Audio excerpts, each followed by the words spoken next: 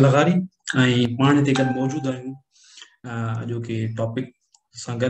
ऐं अॼो जो टॉपिक आहे उहा इनिशियल डिफिकल्टीज़ ऑफ पाकिस्तान, यानी पाकिस्तान जॾहिं ठहियो हुयो त शुरूआती वक़्त में उहे कहिड़ियूं मुश्किलातूं हुयूं, उहे कहिड़ा मसइला हुया जिन्हनि जे करे पाकिस्तान जी जेका रियासत आहे उहे उन मसइलनि खे मुंहुं ॾिनो। पाकिस्तान जी जेका उन दौर जी लीडरशिप हुई उन मसइलनि खे मुंहुं ॾिनो।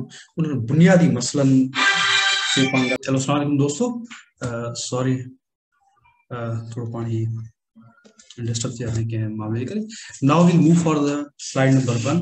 त कहिड़ा उहे बुनियादी ऐं शुरूआती मसइला हुया पाकिस्तान जे ठहण खां पोइ, पाकिस्तान जी एस्टेब्लिशमेंट खां पोइ, जेके पाकिस्तान खे, पाकिस्तान जे माण्हुनि खे ऐं उन ज़माने में जेका लीडरशिप हुई उनखे दरपेश आया। हाणे जी पार्टीशन थी आहे पाकिस्तान जी ब्रिटिश इंडिया जी, त उन हवाले सां तव्हांखे ॿुधाए वठूं त British empire decided to withdraw from Indian subcontinent through Indian independence act 1947। उन में हिकिड़ो एक्ट जेको आहे जारी कयो उन ज़माने में, जंहिंखे इंडियन इंडिपेंडेंस एक्ट जे नाले सां सॾियो थो वञे। उन एक्ट जे बुनियाद ते उन्होंने फॉर्मली डिसाइड कयो त असांखे जेको सब कॉन्टिनेंट आहे उहो छॾिणो आहे ऐं इंडिया ऐं पाकिस्तान जे नाले सां जेको आहे उहे मुल्क ठाहिणा आहिनि। This act was executed by Lord Mountbatten. Thus, the June 3, 1947 plan was also known as Mountbatten Plan. So, 3 जून वारो जेको प्लान आहे उनखे माउंटबेटन प्लान जे नाले सां पिणु कोठियो वियो, सॾियो वियो, इहो मशहूरु थियो माउंटबेटन जे नाले सां। छाकाणि जो रीज़न इहो हुयो त सॼे प्लान खे एग्जीक्यूट माउंटबेटन कयो ऐं जेको सॼो पार्टीशन जो मामिलो हुयो उनखे अंग्रेज़नि जे तरफ़ां, ब्रिटिश एम्पायर जे तरफ़ां माउंटबेटन जेको आहे उनखे लीड कयो, उनखे ॾिठो। British India was distributed in 2 countries, India and Pakistan. ऐं सॼे मामले जे करे 2 मुल्क तख़लीक़ थिया, 2 मुल्क ठहिया इंडिया ऐं पाकिस्तान जे नाले सां।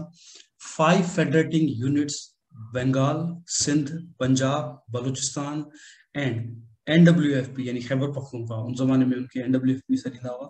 इहे जेके फेडरेटिंग यूनिट्स हुया उहे पाकिस्तान में शामिल थिया, फॉर्मली शामिल थिया। Princely states had only choice either to join India or Pakistan. These states were betrayed by British Crown as so-called kings of these states betrayed people of subcontinent for the thrones. And इते ही मज़ेदार ॻाल्हि ॿुधाईंदो हलां त जेके princely status हुयूं उहे स्टेट्स हुयूं जेके गद्दारनि जूं स्टेट्स हुयूं, उन जा जेके हुक्मरान हुया उन्हनि सब कॉन्टिनेंट जे माण्हुनि सां गद्दारियूं करे उन ज़माने में प्रिंसली स्टेट्स जे नाले सां जेके स्टेट्स माना सो कॉल्ड जेके आज़ाद हुयूं, हालांकि आज़ाद न हुयूं, ब्रिटिश एम्पायर जे कंट्रोल में ई हुयूं, पर उन्हनि खे मिड़ी राज़ी रखण जे लाइ थ्रोन या तख़्त ॾिनो वियो हो। सो उन्हनि हिकिड़े ख़ासि ज़माने में आज़ादी तहरीक जेका हली हुई 1857 में, उनखे चिथण में, उनखे दॿाइण में वॾो रोल प्ले कयो वियो। ऐं बाद में ब्रिटिश क्राउन जॾहिं कमु निकितो, कागज़ पाट वारो कमु थियो, त जॾहिं पाण वियो हितां त उहे उन्हनि स्टेट जे लाइ का चॉइस न छॾी, सिर्फ़ु हिकिड़ी उन्हनि जे लाइ चॉइस हुई, या तव्हां इंडिया में शामिल थियो या पाकिस्तान में शामिल थियो। मतिलबु दोखो करण वारनि सां साॻियो वरी दोखो थियो। हाणे ही उहो त मैप आहे जंहिं ज़माने में जेको आहे ब्रिटिश एम्पायर यानी इंडिया ऐं पाकिस्तान जे इलाइक़नि खे छॾियो पिए, त ही कंडीशन आहे। ग्रीन जेको कलर में पाकिस्तान आहे ऐं जेको ऑरेंज कलर आहे इन में इंडिया आहे। 2 पाकिस्तान जा हिस्सा हुया उन ज़माने में, ईस्ट पाकिस्तान ऐं वेस्ट पाकिस्तान। ईस्ट पाकिस्तान हाणोको जेको आहे बांग्लादेश, ऐं वेस्ट पाकिस्तान में जेको मौजूदा पाकिस्तान जी टेरिटरी आहे उनमें उहा शामिल हुई। हाणे हिन में 2 टे शयूं जेके थियूं उन ज़माने में उहे तव्हां ॿुधाईंदा हलूं। इंडिया ऐं पाकिस्तान जेके प्रिंसली स्टेट्स हुयूं उन्हनि जी विल जे ख़िलाफ़ वञी करे उन्हनि ते ज़ोरी कंट्रोल हासिल कयो, या अनेक्स कयो उन्हनि खे, या उन्हनि ते ऑक्यूपेशन कई। उनमें इंडिया जो पहिरीं ज़िक्र कयूं था त India forcefully occupied princely status of Hyderabad, Junagadh, दामन एंड दियो, गोवा, दादरा एंड हवेली नगर। ऐं इहे उहे स्टेट्स हुयूं जिन्हनि ते इंडियन जेका गवर्नमेंट आहे उन्हनि ज़ोरी कंट्रोल कयो, यानी ज़ोरी कब्ज़ो कयो उन्हनि जी विल जे ख़िलाफ़। ऐं हैदराबाद जी जेका स्टेट आहे उन्हनि जी विश इहा हुई, ऐं जूनागढ़ वारनि जी विश इहा हुई त उहे पाकिस्तान सां शामिल थियनि।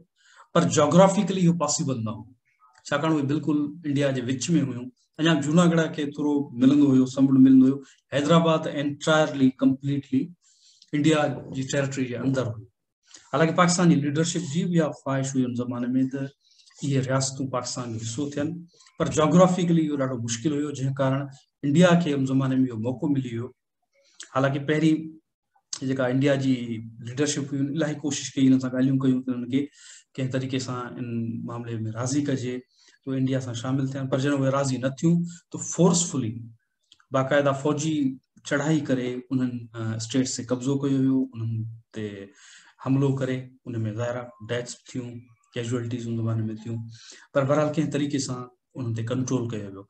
ऐं पाकिस्तान वरी जेका कलात जी स्टेट आहे उनखे फोर्सफुली जेको ऑक्यूपाई कयो या उन ते कब्ज़ो कयो। पर ॿियूं जेके स्टेट्स हुयूं, जीअं खैरपुर रियासत हुई, बहावलपुर रियासत हुई, सवात रियासत हुई, उन्हनि वरी विलिंगली पाकिस्तान में शमूलियत अख्तियार कई। State of Kashmir decided to remain independent, but people of Kashmir wanted to join Pakistan. And India में कश्मीर में जो राजा हुयो उन जो इहो फ़ैसिलो हुयो तो आज़ाद रहे, उनजी ख़्वाहिश हुई तो आज़ाद रहे, उनजी रियासत आज़ाद रहे। पर हुनजी जेका आवाम हुई, जेके माण्हू हुया कश्मीर जा, उहे छाकाणि त मुसलमान हुया ऐं उन ज़माने में हिंदू मुसलमान वारो इलाही जेको आहे कॉन्फ्लिक्ट वधियल हुयो, पार्टीशन थी हुई, त हिकिड़ी तमामु ई बरंदड़ ॻाल्हि हुई उन ज़माने जी। उन करे उन्हनि माण्हुनि जो इहो ख़्यालु हुयो त उहे पाकिस्तान सां शामिल थियनि ऐं उनजी उन ख़्वाहिश जो इज़हार मुख़्तलिफ़ तरीक़नि सां प्रोटेस्ट कया, मुख़्तलिफ़ अहिड़ियूं शयूं थियूं उन ज़माने में, वायलेंट प्रोटेस्ट थिया, त कश्मीर जो जेको इशू पैदा ई हितां थियो। हालांकि कश्मीर जी जेका आबादी अक्सरियत ई हुई उहा हुई मुसलमाननि ते ॿधल हुई, पर उन बावजूद कश्मीर जो उन तरीक़े सां फ़ैसिलो उन ज़माने में न थी सघियो। कश्मीर जे राजा चयो न ऐं आज़ादु रहंदुसि। हालांकि इहा आज़ादी वारी ॻाल्हि ॿियनि बि कई, हैदराबाद स्टेट कई, कलात स्टेट कई, ॿियनि काफ़ी सारनि कई, पर उन्हनि जी ॻाल्हि खे उन्हनि वेट कोन ॾिनो। पर कश्मीर वारी ॻाल्हि खे उन्हनि वेट ॾिनो, चयूं ठीकु आहे तव्हां आज़ादु रहो। असल में शायदि इन जो पोयां रीज़न बि इहो ई हो त इंडिया जी नज़र हुई कश्मीर ते ऐं माउंट बेटन काफ़ी वेझो हो नेहरू खे, ऐं जेका उन ज़माने जी इंडियन लीडरशिप हुई उनखे उन कारण उन हिकिड़े लिहाज़ खां माना फेवर ॾिनो। अॻियां हली करे ॿुधाईंदासीं कीअं फेवर ॾिनो, छाकाणि कुझु अहिड़ा डिस्ट्रिक्ट्स हुया पंजाब जा जिन्हनि जी अक्सरियत मुसलमाननि ते ॿधल हुई, उन बावजूद उहे डिस्ट्रिक्ट्स इंडिया खे ॾिना विया। ऐं उहे अहिड़ा डिस्ट्रिक्ट्स हुया जेके गस फराहम कंदा हुआ इंडिया खे कश्मीर जी तरफ़। सो इहा हिकिड़ी अहिड़ी गेम हुई जंहिं माउंट बेटन हिकिड़े तरह सां इन्वॉल्व हुयो। ऐं जेकर उन ज़माने में इहो फ़ैसिलो थी वञे, उन ज़माने में जेकर फ़ैसिलो थी वञे हा त कश्मीर पाकिस्तान सां शामिल थी वञे त इहो मसइलो ई अॻिते कोन थिए हा। ऐं कश्मीर जो जेको एॾो कॉन्फ्लिक्ट हले पियो 70 सालनि खां, इहो न हले हा ऐं मामूल टाइम ते हल पे थी सघियो। पर छाकाणि कश्मीर जी तमामु जोग्राफिकल अहमियत हुई ऐं आहे, पाणी जा जेके बि गस आहिनि उहे कश्मीर खां गुज़रनि था, वॾा वॾा जेके दरिया आहिनि उहे कश्मीर जे पहाड़ियुनि मां निकिरनि था, उते ग्लेशियर्स आहिनि उतां निकिरनि था, जंहिं कारण जंहिंजो कश्मीर ते कंट्रोल हूंदो इहो सम्झो त हुनजो पाणी ते कंट्रोल हूंदो। ऐं जेको इंडियन सब कॉन्टिनेंट जो जेको बि इरिगेशन सिस्टम हुयो उन ज़माने में, हींअर बि उहो वॾे पैमाने ते इन पाणी ते डिपेंडेंट आहे। उन कारण हुनजी जोग्राफिकल अहमियत हुई। इंडिया खे बि कश्मीरी माण्हुनि सां का दिलचस्पी न आहे ऐं हुननि खे उन जोग्राफिकल हिसे में दिलचस्पी आहे जेको जोग्राफिकल हिसो पाणी जा रिसोर्सिस सां भरियल आहे, पाणीअ जी गस आहिनि उतां निकिरनि था, उन में हुनजी दिलचस्पी आहे। लद्दाख रीजन आहे या कश्मीर आहे, इहो सॼो ज़माने में कश्मीर रियासत जो हिसो हूंदो हुयो ऐं कश्मीर जे राजा इहो फ़ैसिलो कयो असांखे आज़ादु रहणो आहे। ऐं अॻियां हली करे पोइ जॾहिं पाकिस्तान ऐं इंडिया जी जेका 1948 में जंग लॻी, उन जंग जे नतीजे में थियो ईअं त कश्मीर ॿिनि हिसनि में विरहाए ॾिनो। हिकिड़े हिसे खे IOK चवंदा आहिनि, इंडियन ऑक्यूपाइड कश्मीर चवंदा आहिनि, ॿिए हिसे खे POK चवंदा आहिनि या आज़ाद जम्मू कश्मीर चवंदा आहिनि, POK यानी कि पाकिस्तान ऑक्यूपाइड कश्मीर। ॿई इंडिया ऐं पाकिस्तान हिक ॿिए ते इल्ज़ाम हणंदा आहिनि त इन जंग जो ज़िम्मेदार पाकिस्तान आहे या इंडिया आहे 1948 जो। पर बहरहाल जेको बि उन ज़माने में थियो उनजे नतीजे में कश्मीर जेको आहे ॿिनि हिसनि में जेको आहे वंडिजी वियो या डिस्ट्रीब्यूट थी वियो। हिकिड़ो हिसो कश्मीर जो इंडिया जे कंट्रोल में आहे, ॿियो हिसो पाकिस्तान जे कंट्रोल में आहे। पर इन समूरी जंग में, इन सॼे मामले में जेको भोॻियो या जेको ईअं सम्झो त जेके एफेक्टीज़ आहिनि उहे आम कश्मीरी आहिनि, जिन्हनि जो माना जो क़िस्मत जो फ़ैसिलो आहे ॿिनि मुल्कनि ते जेको आधारियल आहे। ॿई मुल्क काफ़ी जंगूं पाण सां करे चुका आहिनि, अञा ताईं को नतीजो न निकिरी सघियो आहे कश्मीर जे मामले ते। सो अञा ताईं बि ईअं सम्झो सालनि जा साल गुज़री विया आहिनि, पाकिस्तान में रहंदड़ कश्मीरी हुजनि या इंडिया में रहंदड़ कश्मीरी हुजनि, उन्हनि जी ख़्वाहिश इहा आहे त उहे आज़ादु हुजनि, आज़ादु थियनि ऐं उन्हनि जी पंहिंजी हुकूमत हुजे, पर जेका अञा ख़्वाहिश पूरी न थी सघी आहे। Let's move for next slide. हाणे हिते अचूं था उहे बुनियादी जेके मसला आहिनि उन्हनि ते। हाणे ईअं सम्झो त टोटल 7-8 इशूज़ हुया बुनियादी जेके उन ज़माने में पेश आया, छाकाणि को बि मुल्क नओं जॾहिं ठहंदो आहे इलाही सारा मसला पैदा थींदा आहिनि। हाणे सभिनि खां पहिरियों मसलो हुयो choice of capital and establishment of government.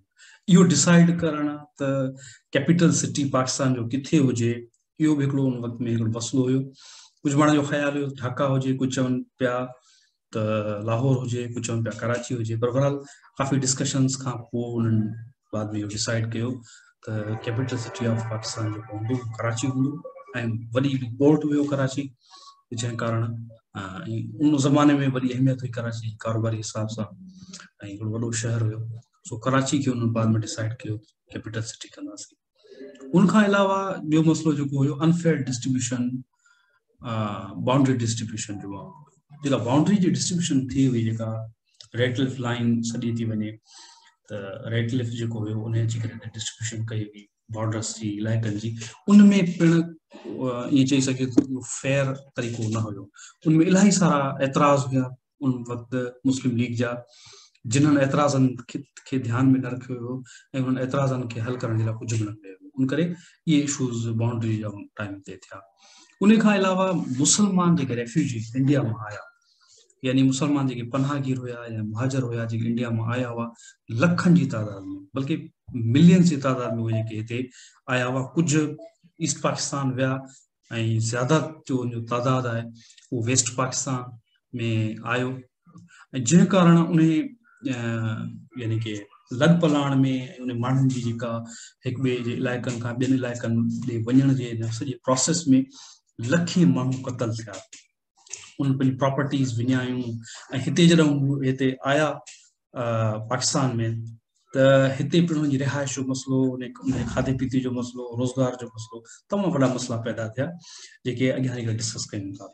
उन खां पोइ division of military and financial assets, जेके माली मामलात हुया उन्हनि जी ज़ाहिर डिस्ट्रीब्यूशन थियणी हुई, त उनमें बि जेको आहे मसइला पैदा थिया पाकिस्तान जी उन ज़माने जी गवर्नमेंट जे लाइ। ऐं कैनाल वाटर डिस्प्यूट आहे जेको पाणी जे मामले ते पिणु डिस्प्यूट पैदा थियो, मसइलो पैदा थियो। कश्मीरी डिस्प्यूट जेको पाण हींअर ज़िक्र करे वियासीं, ऐं वधीक पाण ॻाल्हाईंदासीं। कॉन्स्टिट्यूशनल जेको प्रॉब्लम आहे, उन ज़माने में पाकिस्तान जे आइन जो इशू थियो, कहिड़ो आइन हुजणु घुरिजे, कहिड़ो हुजे, उनमें कहिड़ियूं हदूं या कहिड़ा क्लाज़िस एड कजनि, इहो पिणु वक़्त में डिस्कशन थियो। ऐं कॉन्स्टिट्यूशनल कमेटी बि ठही, पर उहे ख़ासि नतीजा न ॾेई सघी। अनेक्सेशन ऑफ प्रिंसली स्टेट्स, जीअं मूं तव्हांखे ॿुधायो त जेके स्टेट्स हुयूं उन्हनि खे अनेक्स कयो वियो, उन्हनि ते कब्ज़ो कयो वियो, जेके पाकिस्तान में शामिल थियणु पियूं चाहिनि उन ज़माने में उहे शामिल न थी सघी, उन्हनि ते इंडिया कब्ज़ो करे वरितो। सो इहे बुनियादी इशूज़ आहिनि जिन्हनि ते हिकु हिकु करे पाण ॻाल्हाईंदा था वञूं। सभिनि खां पहिरीं अचूं था choice of capital and establishment of government. The first problem that Pakistan had to face was to choose a capital to form a government and to establish a secretariat. Karachi was chosen as capital of Pakistan. Quaid-e-Azam took the office of Governor General. Liaquat Ali Khan was appointed as Prime Minister, and a cabinet of experienced persons was selected. Arrangements were to be made to bring the officials who had opted for Pakistan from Delhi to Karachi. इलाही सारा अहिड़ा माण्हू हुया जेके मुख़्तलिफ़ ॿियनि इलाइक़नि में मौजूदु हुया, ट्रैवल करे वरी कराची अचिणो हुयो।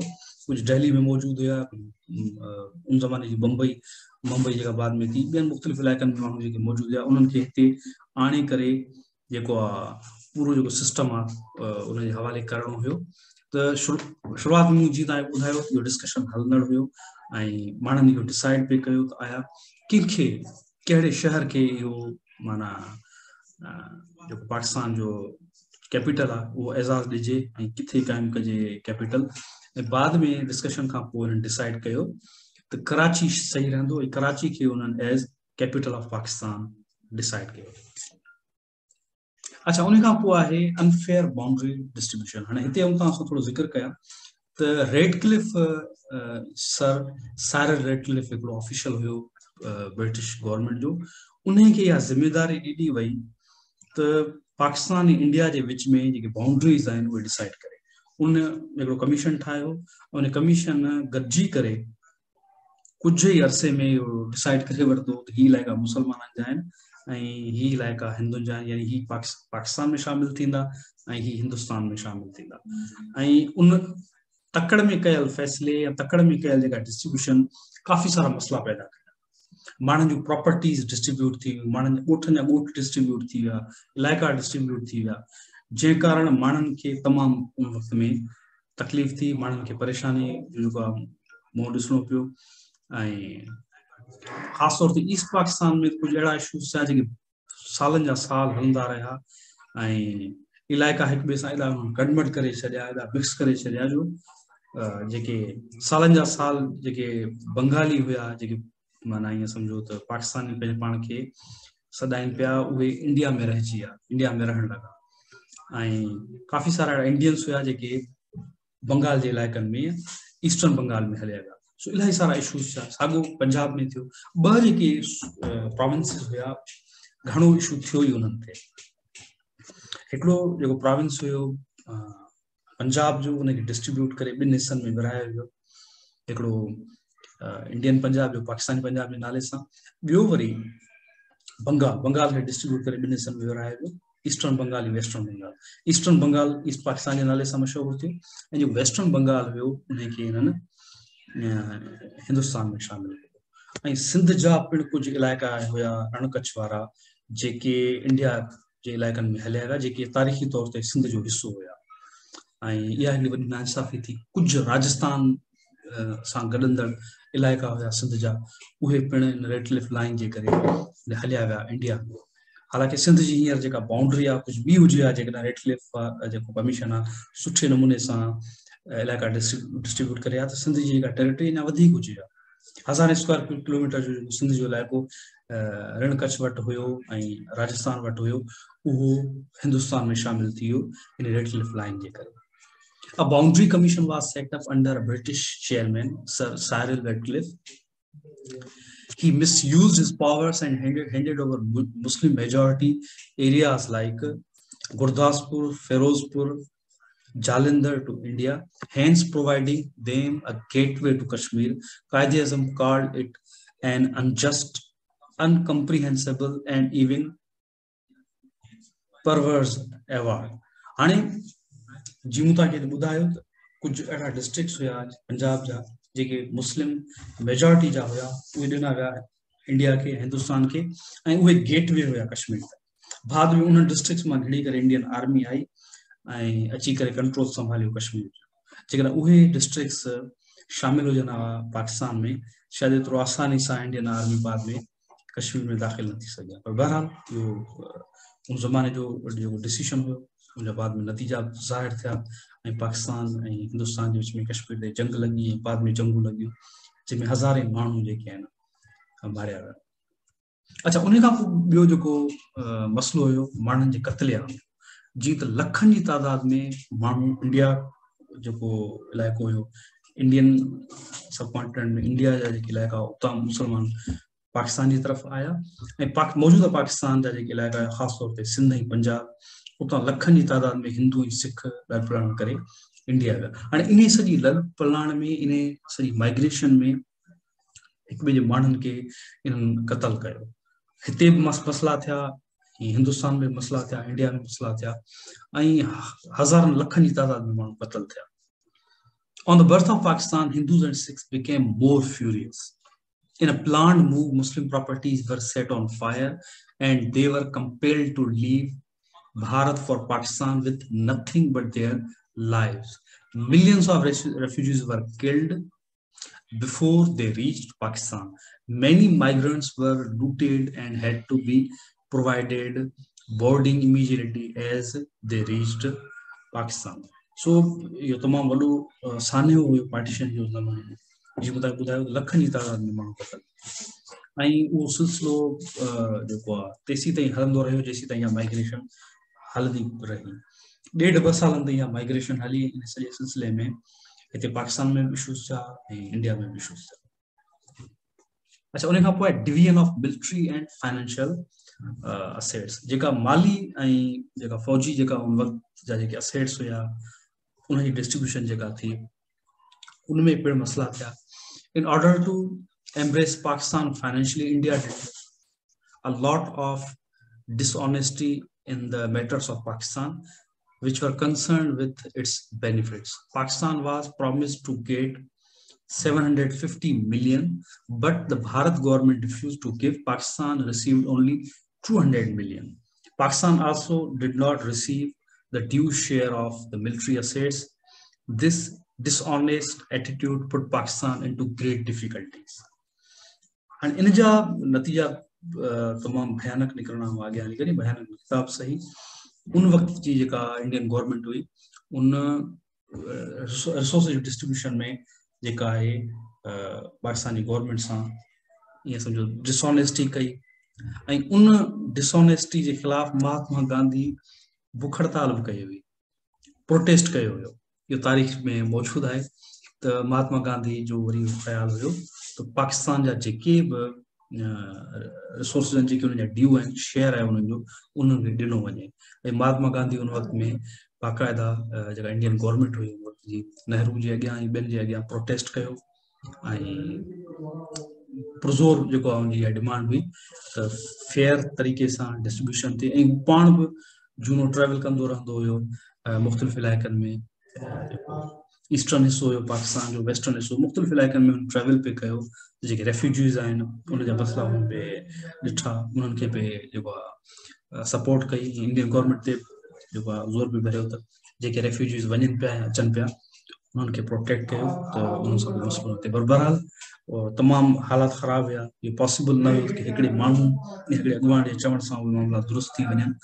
सो हिकिड़ी हॉस्टालिटी हुई उन वक्त में ऐं उन हॉस्टालिटी जे नतीजे में हिक ॿिए जे मामलनि या हिक ॿिए जे असेट्स ते कंट्रोल कब्ज़ो करण जो जहिड़ो को रिवाज जुड़ियल हुयो। Canal water dispute. Most of the river flowing in Pakistan have their origin in India. In 1948, India stopped water supply to Pakistani canals to damage the Pakistani agriculture. However, on 19th September 1960, an agreement called Indus Basin Treaty was signed between the two countries. हाणे जी मूं तव्हांखे ॿुधायो त कश्मीर जी जेका अहमियत आहे उहा आहे जियो स्ट्रेटेजिक ऐं जियो इकोनॉमिक छाकाणि जेके बि रिसोर्सिस आहिनि पाणी जा जेके पाणी जा ईअं खणी चऊं त सरचश्मा आहिनि उहे कश्मीर मां गुज़रनि था या कश्मीर में आहिनि जेके दरिया इंडिया में वही करे वञनि था या पाकिस्तान में अचनि था काफ़ी सारा दरियाउनि जो जेको तादाद आहे उन्हनि जी जेका ओरिजिन थिए थी उहा कश्मीर मां थिए थी या उतां उहे गुज़रनि था उन्हनि खे उतां कंट्रोल करणु आसान आहे। त साॻियो अमल 1948 में इंडिया कयो बाद में बि इहे धमकियूं ईंदियूं रहियूं आहिनि उन्हनि जे तरफ़ां त असां फलाणनि दरियाउनि जो जेको आहे पाणी बंदि करे छॾींदासीं उते डैम ठाहे छॾींदासीं त कश्मीर जी अहमियत हुनजे करे ऐं उन वक़्त में पिण इहो इशू थियो। बाद में 1960 में जेको एग्रीमेंट थियो हालांकि उहो बि को फेयर एग्रीमेंट न हुयो उन में बि इन्हनि पंहिंजे तौर ते वञी करे अयूब एडमिनिस्ट्रेशन वञी करे डिसीशन कयो जेको सभिनी माण्हुनि जी विल जे हिसाब सां न हुयो उनमें सिंध मां को नुमाइंदो शामिल कोन हुयो ऐं उन्हनि पंहिंजे तौर ते वञी करे इहो डिसीशन कयो जेको असां अञा ताईं असांजी गले में पियल आहे जेको इंडस बेसिन ट्रीटी जे नाले सां उन्हनि जेके ईस्टर्न दरिया हुया सभु विकिणी छॾिया हाणे ओलह वारनि दरियाउनि ते बि कब्ज़ो करण जी कोशिशि कंदा था रहनि त डैम ठाहींदा था रहनि।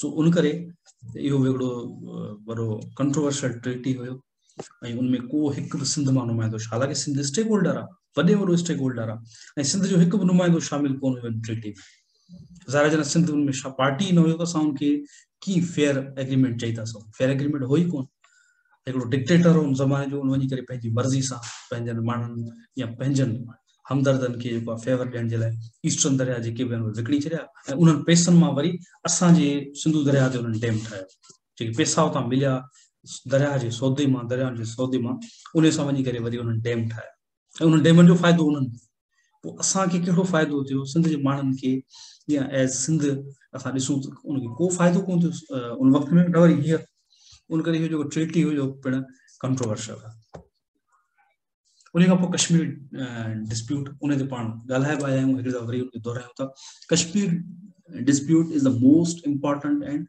unsolved problem. Kashmir is the natural part of Pakistan because at the time of partition, 85% of the Kashmir's total population was Muslim. The Hindu Dogra rule, who was secretly with the government of India, declared Kashmir as part of India. Pakistan has continuously insisted that Kashmir must get their right of self-determination, but due to non-cooperation of India, Kashmir issue still remain unsolved.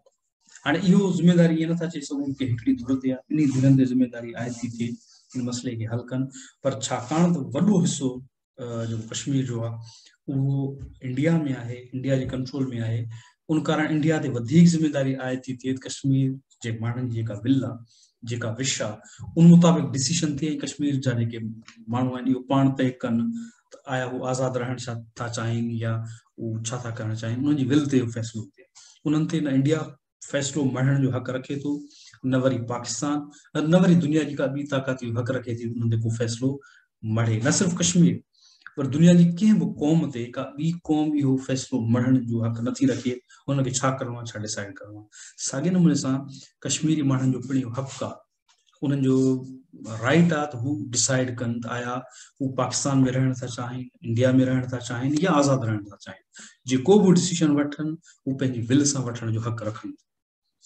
सो जेको बि उन्हनि जे right जी मुखालफ़त थो करे उहो India थो करे पाकिस्तान थो करे या दुनिया जो को ॿियो मुल्क थो करे ईअं सम्झो त उनजे हक़ ते धाड़ो थो हणे सो उन वक़्त में जेको फ़ैसिलो थियो डोगरा राज जेको कयो उहो माण्हुनि जी विश जे ख़िलाफ़ हुयो विल जे ख़िलाफ़ हुयो उहो ग़लति हुयो बाद में जेको क़बाइलनि जे थ्रू जेको पाकिस्तान कश्मीर खे कंट्रोल करण जे लाइ जेको अटैक कयो उहो बि ग़लति हुयो उनखां पोइ वरी उनखे रोकण जे लाइ इंडियन आर्मी जेको अटैक कयो डोगरा राज जे चवण ते कश्मीर ते ऐं उनखे अटैक खे रोकण जे लाइ उहो बि ग़लति हुयो ऐं उन खां पोइ सॼो जेको पाकिस्तान या इंडिया कश्मीर जे इलाइक़नि ते कंट्रोल कयो वेठा आहिनि ऐं पाण पंहिंजी मर्ज़ी सां फ़ैसिला वठण जी कोशिशि पिया कनि इहो अमल बि ग़लति आहे सही अमल इहो आहे त कश्मीर जे माण्हुनि खे हक़ ॾियणु घुरिजे त हू पंहिंजी क़िस्म जो फ़ैसिलो पाण कनि यदि पाकिस्तान में बि उनखे हक़ मिलणु घुरिजे इंडिया में बि उन्हनि खे हक़ मिलणु घुरिजे त हू पंहिंजी क़िस्म जो फ़ैसिलो पाण कनि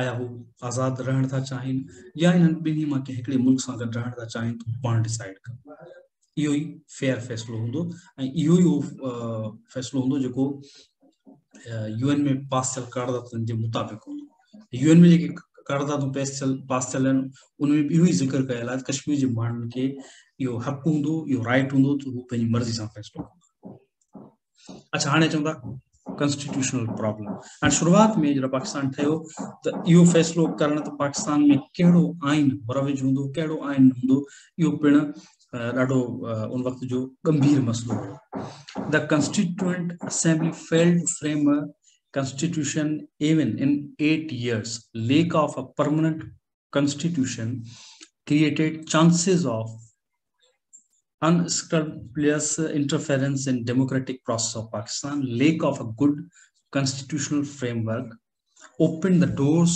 for unconstitutional decisions and unfair distribution of resources जॾहिं हिकिड़ो आइन ई न हूंदो को रोड मैप ई न हूंदो कंहिं रियासत वटि त तव्हां सोचो त हू डिस्ट्रीब्यूशन कीअं कंदी इन जी रिसोर्सिस जी उन खां पोइ पाण सिंधी में जी मिसाल ॾींदा आहियूं त ॾाढे जी लठ खे ॾह मथा या ॿियो मिसाल पाण ॾींदा आहियूं त जेको ॾाढो सो काबू सो उहो ई पाकिस्तान जे शुरूआती वक़्त में थियो अञा ताईं उहो थींदो थो अचे डेमोक्रेसी जे नाले में ऐं जेका डिस्ट्रीब्यूशन थी पे उन वक़्त में रिसोर्सिस जी या जेके डिसीशंस थिया पे उहे बिल्कुलु माना ईअं सम्झो त डेमोक्रेसी जे ख़िलाफ़ हुया डेमोक्रेटिक एटीट्यूड जे ख़िलाफ़ हुया ऐं हिकिड़ा जाबराना फ़ैसिला हुया छाकाणि आइन हुयो कोन ऐं कुझु धुरियूं अहिड़ियूं हुयूं जेके ताक़तवर धुरियूं उन्हनि चाहियो ई न पिए त पाकिस्तान में को हिकिड़ो अहिड़ो आइन ठहे कहिड़ो रोड मैप ठहे छाकाणि रोड मैप ठहंदो कहिड़ो आइन हूंदो कहिड़ो फ्रेमवर्क मौजूदु हूंदो उन ते ईअं सम्झो त उनखे अमल करणु लाज़िम हूंदो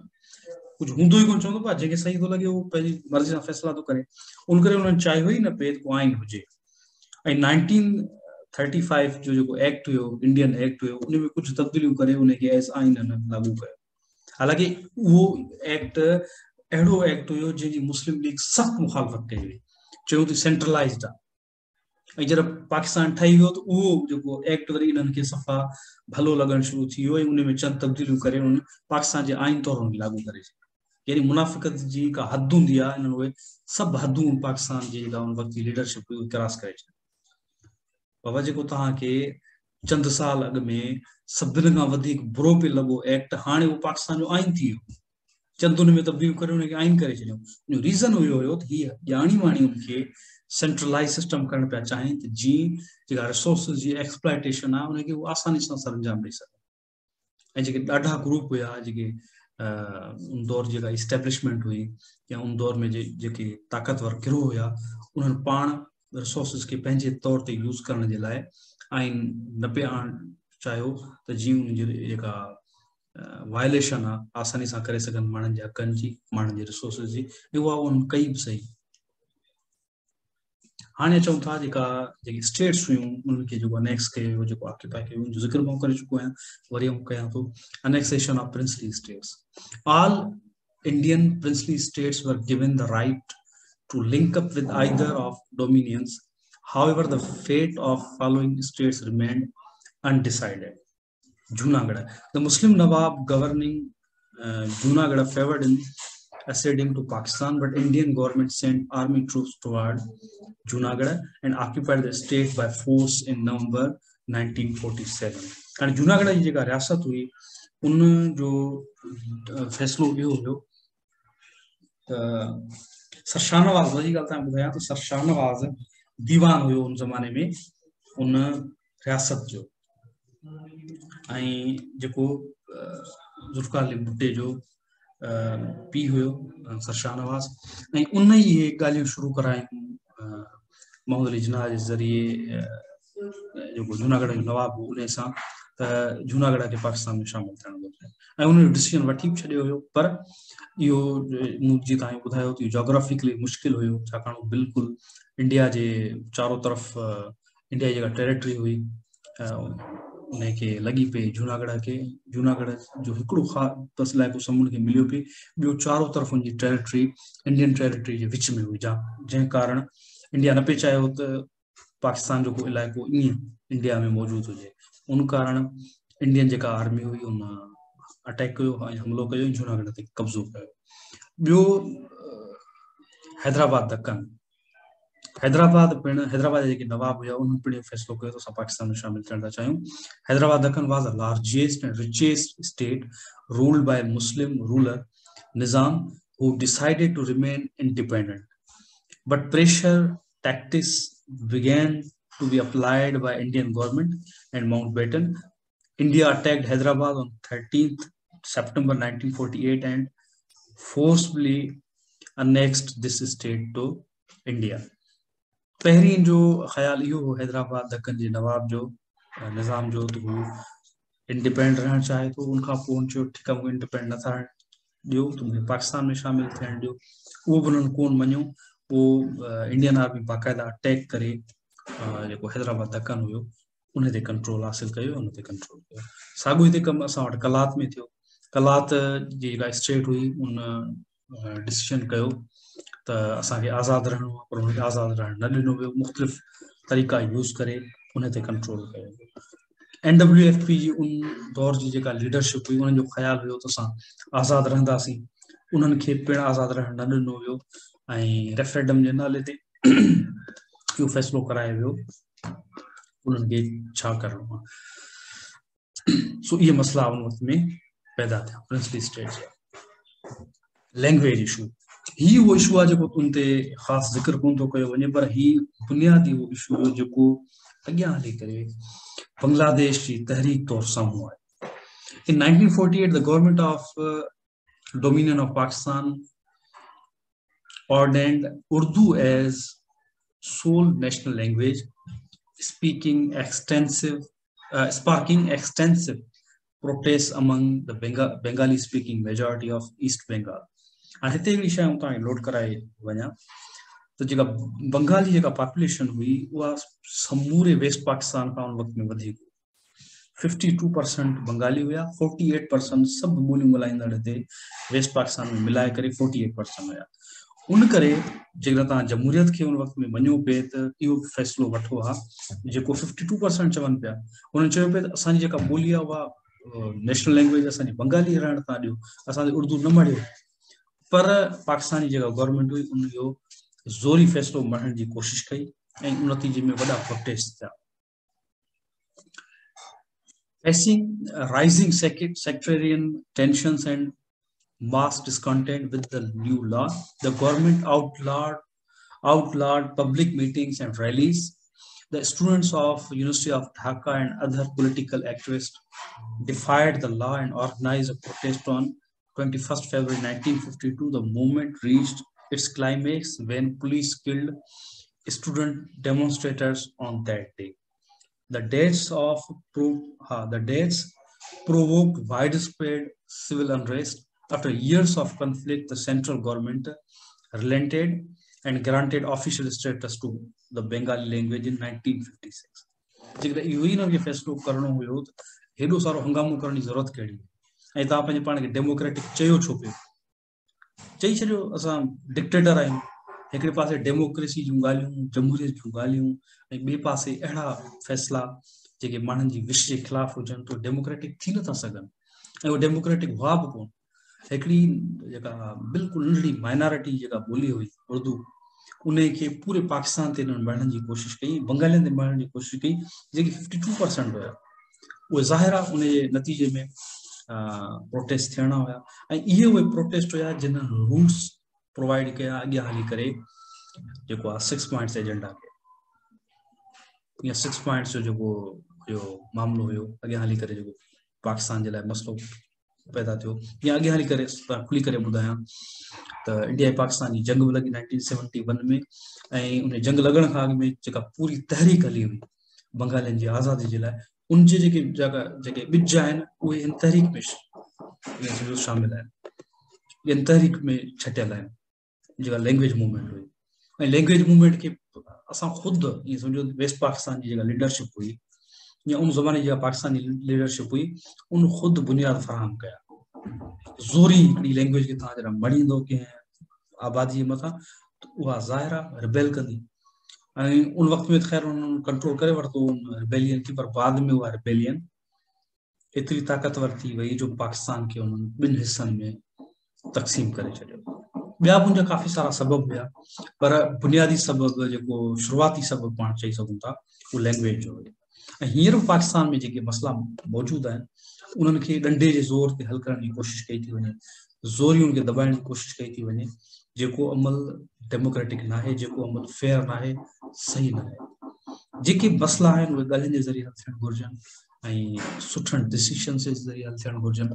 पर जेकॾहिं को उनखे दॿाइण जी कोशिशि कंदो माण्हुनि खे ऐं ज़ोरी पंहिंजा फ़ैसिला मढ़ण जी कोशिशि कंदो उनजा जेके नेगेटिव इम्पैक्ट्स ज़ाहिर थींदा ऐं तमामु उहे नेगेटिव इम्पैक्ट्स या नेगेटिव जेके उनजा जेके रिज़ल्ट्स आहिनि शदीद थी सघनि था ऐं पाकिस्तान खे अॻियां हली करे पाकिस्तान जी इंटीग्रिटी खे नुक़सानु थी सघे थो। उन करे असांजी जेका लीडरशिप आहे उन्हनि खे जेके फ़ैसिला करणु घुरिजनि डेमोक्रेटिक तरीक़े सां करणु घुरिजनि, माण्हुनि जी विश जे हिसाब सां करणु घुरिजनि ऐं पंहिंजूं पॉलिसीज़ अहिड़ियूं रखणु घुरिजनि जेके माण्हुनि जी विश जो आईनादार हुजनि। पर जेकॾहिं ज़ोर ज़बरदस्ती सां ही फ़ैसिला कंदा, उहे चाहे पंजाब में फ़ैसिला कनि, उहे चाहे सिंध में फ़ैसिला कनि या बलूचिस्तान में कनि, उन्हनि जा नतीजा नेगेटिव ई निकिरंदा हूंदा। उन करे जेके बि डिसीशन्स थियणु घुरिजनि उहे माण्हुनि जी विश मुताबिक़ हुजनि, छो छाकाणि डेमोक्रेसी जो मक़सदु ई इहो आहे, फॉर द पीपल, माण्हुनि जे लाइ आहे। माण्हू डेमोक्रेसी जो ॿारनि न आहिनि जो माण्हुनि खे तव्हां विझंदा वञो ॿारनि वांगुरु सड़ंदा वञनि, तव्हांजी डेमोक्रेसी जो ॾींहुं आहे उहो ॿरंदो रहे, ईअं न आहे। ये जेको निज़ाम हूंदो आहे, जेको सिस्टम हूंदो आहे, इहो फॉर द पीपल हूंदो आहे, माण्हुनि जे लाइ हूंदो आहे, माण्हुनि जी विश जे लाइ हूंदो आहे, माण्हुनि जी भलाई जे लाइ हूंदो आहे। पाकिस्तान छा आहे, सिंध छा आहे, माण्हू आहिनि ऐं जेकॾहिं उन्हनि माण्हुनि जी विश जो क़दुरु न कयो वेंदो, उन्हनि माण्हुनि जी भलाई जो जेकॾहिं केरु कोन सोचींदो, उहे चाहे गवर्नमेंट्स हुजनि, इदारा हुजनि, त ज़ाहिर आहे उहे माण्हू रिबेल कंदा आहिनि उहे माण्हू को जेको आहे ग़लति लाड़नि जी तरफ़ वेंदा आहिनि। उन करे अॼु की जेको पंहिंजो लेक्चर आहे वो पुॼाणी सघो थो। इंशाल्लाह सुभाणे ॿिए लेक्चर सां, सुभाणे न बल्कि मंडे ते ॿिए लेक्चर सां तव्हां सां गॾु हूंदासीं। तेसीं ताईं जो लाइ अल्लाह।